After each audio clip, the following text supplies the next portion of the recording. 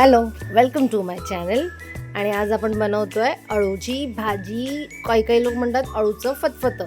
माझी आई आली आहे माझ्या घरी 2 दिवस राहायला आणि तिला मी सांगितलेलं की मला अळू खायचं आहे म्हणून. तर ती सगळं घेऊन आलेली मुंबईवरनं आणि सगळी तयारी तिने केली. अळू चिरून घेतलं, मके कापून घेतले, शेंगदाणे आणि मके उकडवून पण घेतले.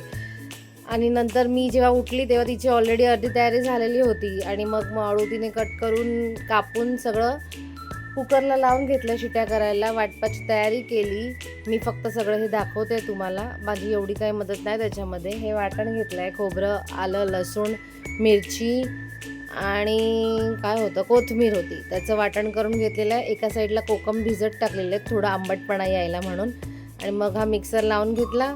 फोडणीसाठी कढीपत्ता आणि लसूण पण वेगळी करून ठेवलेली आहे. अळूच्या छानपैकी शिट्या झाल्या आहेत आणि तरी थोडं बारीक हवं म्हणून आई ते थोडं स्मॅश करून घेते आहे.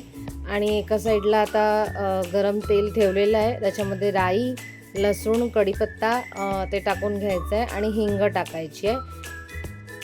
फोडणीचा खमंग सुवास पण येतो आहे. तडतडली आहे छानपैकी राई आणि लसूण लाल होईपर्यंत थोडी ठेवायची आहे. आणि मग त्याच्यामध्ये वाटण टाकायचं आहे. वाटण टाकून झालं की जरासं हलवायचं आहे. हलवून झालं की मग त्याच्यामध्ये आपण जे अळू घेतलेलं होतं, बाफवून स्मॅश करून घेतलेलं होतं, ते पण टाकायचं. आणि त्याच्याबरोबर लगेच आपण ते मके आणि शेंगदाणे पण जे उकडवलेले होते ते पण आपल्याला टाकायचे आहेत. आणि कोकम जी थोडीशी भिजवलेली होती ती पण त्यात आम्ही टाकून घेतली आहे. आणि अशा प्रकारे हे सगळं टाकून झाल्यानंतर थोडं मिक्स करून घ्यायचं. आणि मग चवीप्रमाणे तुम्ही मीठ टाका आणि त्याला मग झाकण ठेवून थोड्यावरती मंद आचेवरती ठेवून द्या. आई आली की किती बरं वाटतं की एक दिवस तरी असा आपल्याला आराम मिळतो. आईच्या हातचं जेवण ज्या स्त्री मुली राहतात त्या खरंच मिस करतात. त्याच्यामुळे हे बघा, झाकण उघडून बघितलं आहे आणि मस्तपैकी त्याला उकाळा येतो आहे अळूला.